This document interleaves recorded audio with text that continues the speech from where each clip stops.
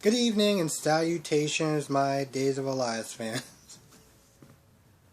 I had to redo it because I actually said GH. Wow. You know what? Let's start in with the whole Gwen and Chad scene. And the reason why this scene just kind of annoyed me is because, first of all, when Chad walks into the room, he sees Gwen. Or he looks like he sees Gwen. And Gwen actually has bottle of pill, a bag of pills, because she's like, yo, what is inside this envelope that this guy snitch trying to get me to deliver? Because I'm too much of a damn coward to tell the truth. So she opens it up and it's drugs, honestly. So with that being said, she's like, yeah, I'm not doing this. But Chad walks into the room and, she's all like, well, how long is she standing there for? Clearly, Chad did not really see anything that was going on because they talk about everything under the sun except for what Gwen was holding towards the end. And Gwen, once again, does not tell the truth. I don't understand why. Why does she not tell the truth about, the timeline as far as, her having a miscarriage? What is the point of making it feel like Abigail still caused that? Okay, so at this point, how everybody's looking at it, okay, Abigail didn't push her down the stairs. Okay? This was an accident. But at the end of the day, Abigail's still going to feel like she's responsible for what happened to Gwen's baby, regardless if it was on purpose or if it was an accident. So, does she still get some sort of pleasure out of getting one over on Abigail? Because I don't understand. I mean, we're going through this whole redemption arc. Okay? Now, let's be clear. Gwen didn't actually have to tell Jack or any of them that Abigail didn't push her down the stairs. She didn't have to sit there and tell the truth about that. So my question is why? Did she do it because it was the right thing to do? And if so, why didn't she go through the full? Why didn't she just tell the truth entirely? It's not making a lot of sense to me because I don't understand the motivation behind why she's doing what she's doing. Anyway, Chad, I'm not gonna lie, he kind of annoyed me a little bit. He annoyed me because he was sitting there talking about how Abigail, felt bad for what she was saying about the baby and how she was acting and how she was treating about the baby and stuff like that. And bro, did you hear? If you would have heard some of the stuff that was coming out her mouth when it came towards Gwen's child, it was disgusting. Okay? I don't care how much I love someone. If I heard the stuff, like my girlfriend, my wife, said the things that that she said to someone else, man, if I was at fault or not, I mean that's just wow. It's like a whole nother side to that person. It's dark, really dark.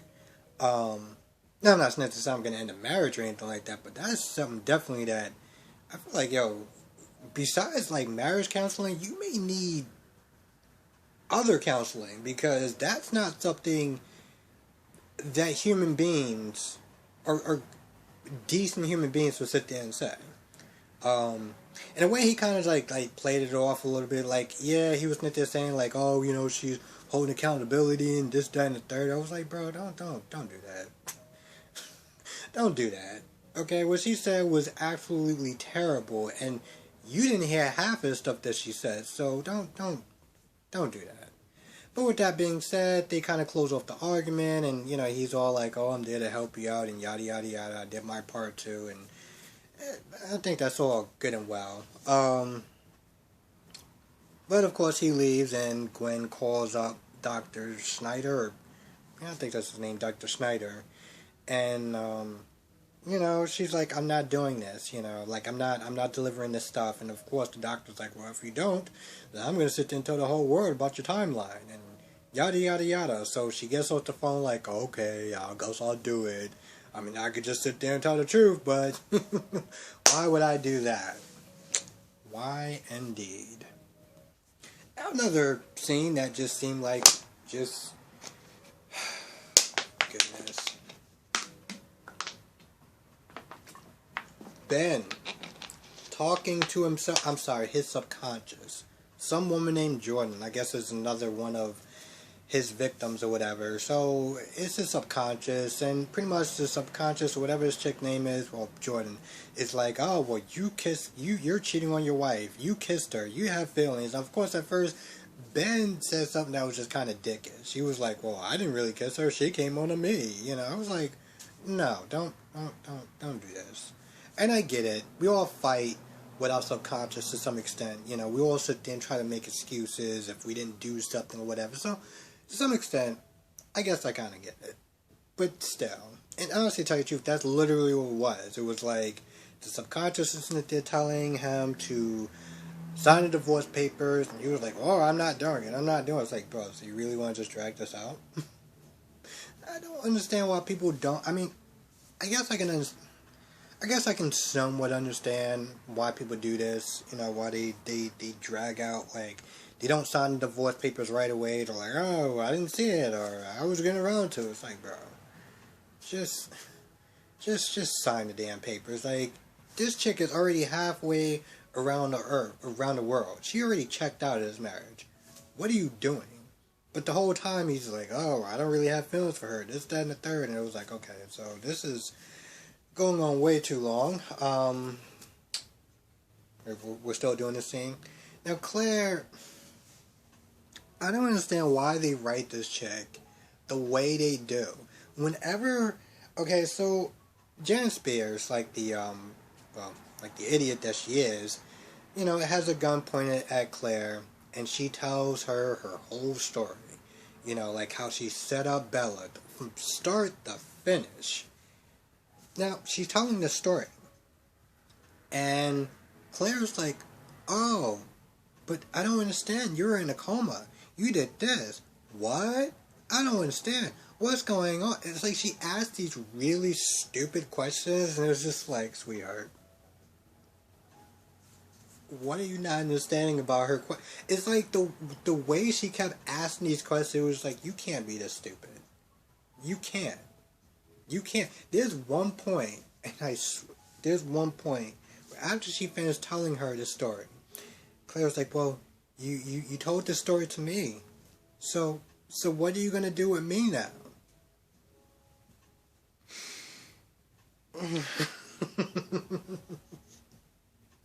I was like, yo, is this chick serious? Are you really just asked a woman with a gun that's pointed at you, well, you just told me your whole plan. What are you going to do with me now?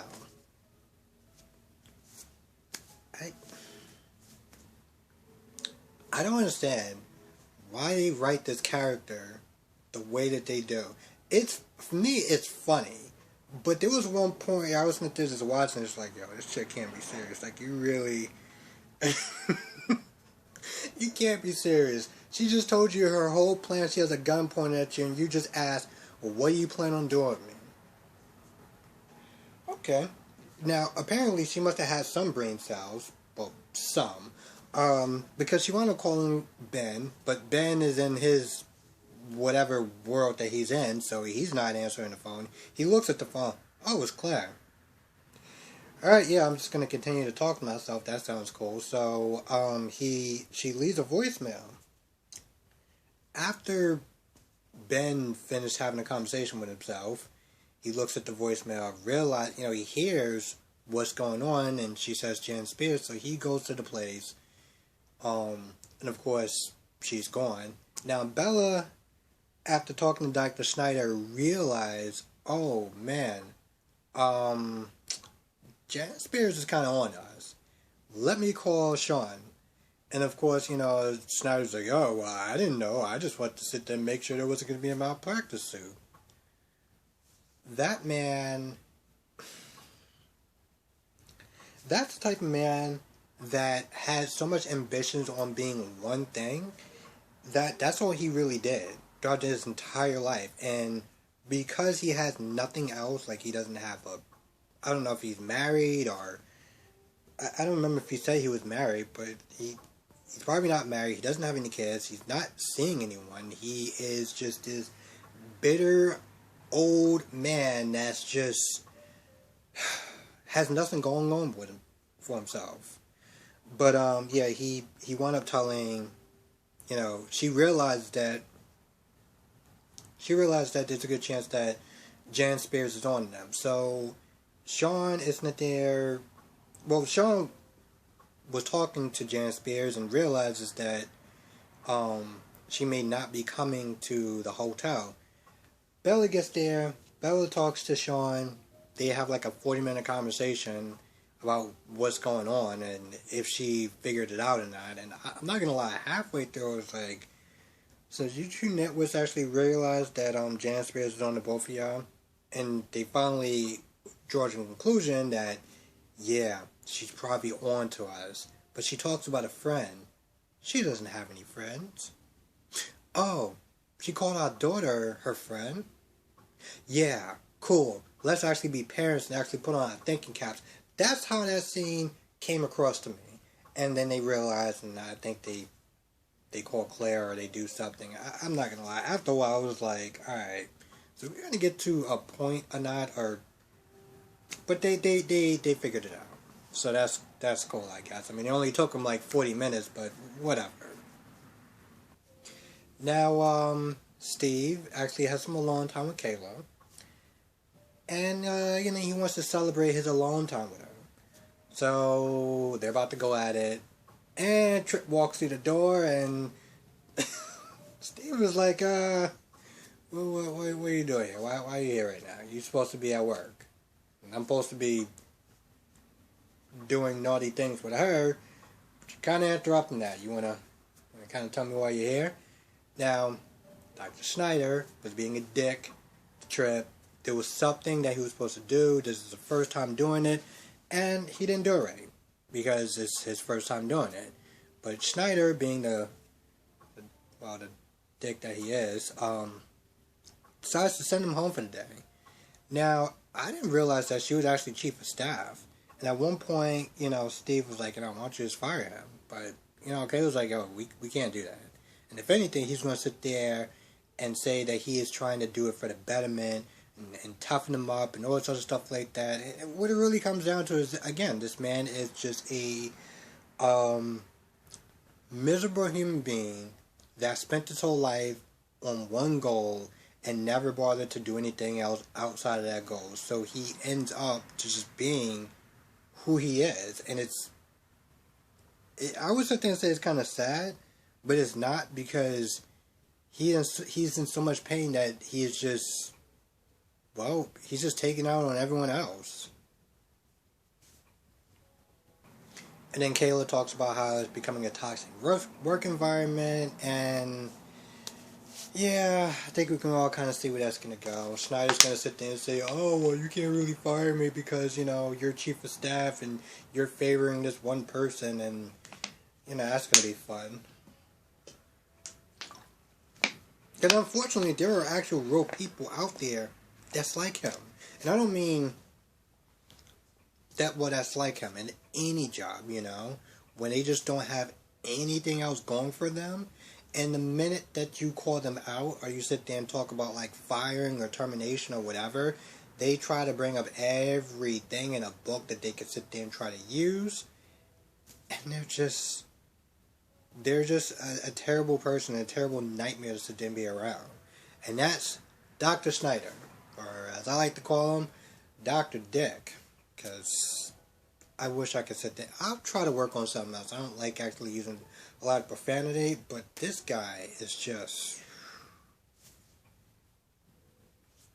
And that's not true. I don't like using profanity when it comes towards the soap opera stuff. Anyway, I think that's pretty much about it. I know Steve and Kayla was sitting there talking about the best way to handle Dr. Snyder, but I don't think that Kayla really came up with anything. I mean, what is she going to sit there and say?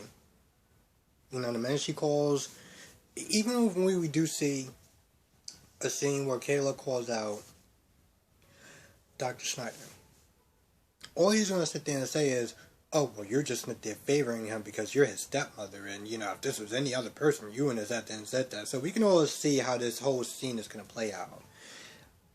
Which is going to be kind of annoying, but it's also going to be one of those things where it's like, man, you really are one miserable man, aren't you?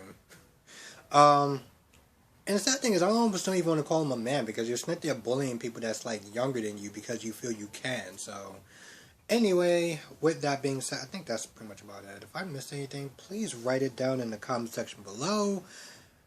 With that being said, I'm going to go. Thank you for watching. Be safe. I will catch you in the next video.